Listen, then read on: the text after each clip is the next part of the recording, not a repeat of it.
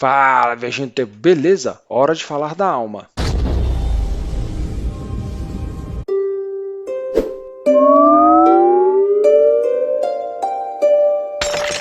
Ela é de cristal, arco, shadow, velochante dela. Quando ela vai pra frente daqui, ela coloca a zona de cristal. Vamos explicar agora que é tanto quanto confusa, mas graças ao Douglas eu entendi totalmente. Bom, ela, assim como todas as outras zonas, ela aumenta o dano de cristal e reduz dos outros elementos. Só que ela tem um diferencial. Quando o inimigo tiver fraqueza, ela aumenta mais 80% do dano naquela fraqueza. E além disso, ainda aumenta mais de 110 a 220% do dano de cristal, de 50 a 130% de outros elementos da fraqueza, obviamente. Além de aumentar os gauges lá de aumento da Another Force, quando você vai batendo. Skills passivas. Ela começa ganhando um deste Arcana no fim do turno. E se você ativar o Lunatic, ela vai ganhar 5. E no final ela vai consumir esses 5 e entrar em transe. Que eu vou explicar ali mais na frente o que esse transe causa nela. No fim do turno, de acordo com a quantidade de ataques de Crystal que você der no turno, 1, 2, 3 ou 4, vai aumentar o dano em até 60% de Crystal, desde que não esteja naqueles status que paralisam. Sleep, Confusion, Stone, Freeze, as skills ativas agora. Ela tem o Lunatic dela, quando ativa, ele tem Mind Eye aqui, que aumenta o dano e o poder de a cura, vamos dizer assim, 50%. E aumenta o multiplicador de fraqueza, ou seja, vai dar mais dano em fraquezas. E aquele que eu disse que ela entra em transe, esse transe faz o seguinte: aumenta o Power, Intelligence e Speed em mais 50 por 3 turnos, e o crítico mágico em mais 100%, além de consumir os 5 arcanas, os 5 stacks do arcana. Esta magia é um dano de cristal small, que dá poison. Esse dano ele é interessante porque ele ignora a barreira, ignora a redução de dano e imunidade de status. Só que tem um porém. Ele não ignora resistências, ou seja, se o inimigo tiver resistência, ele não vai ignorar essa resistência. E a barreira não é consumida, por exemplo, tem uma barreira de 30. Ele vai dar o dano, mas não vai reduzir esse 30 para 29. Ele vai, como ele ultrapassa a barreira, ele não reduz o número da barreira. Além disso, que ela estiver no transe, dá mais 400% de dano. E adiciona esse scope em um inimigo único, que eu vou explicar mais abaixo o que significa esse scope. Essa aqui, então dano de Crystal Small também.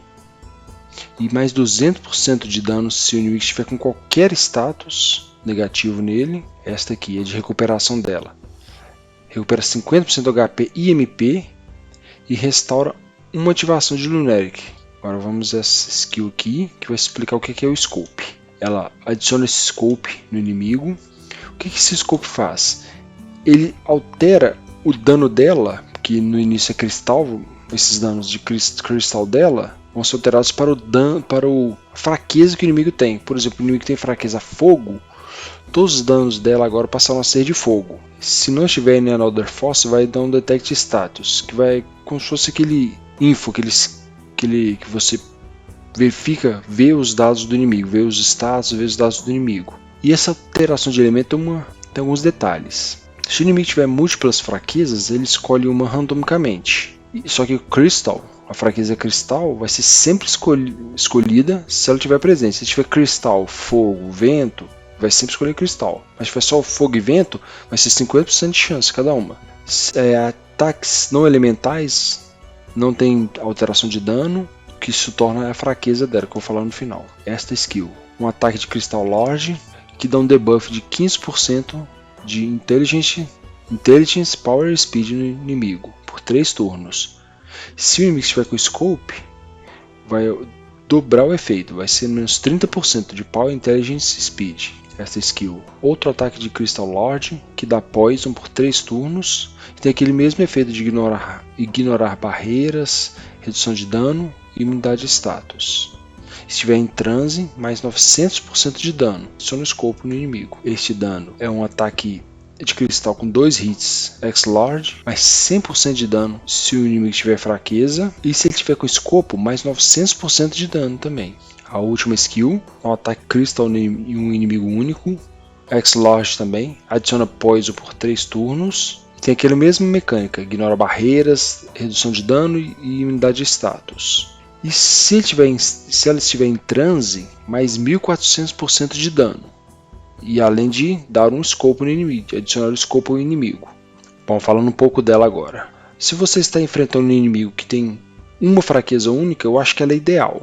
Com mais de uma fraqueza, você ainda tem a chance dela escolher uma outra fraqueza que você não quer e dar errado todo o esquema de dano dela, que vai aumentar o dano para um determinado elemento, sendo que você preparou um time todo para o outro.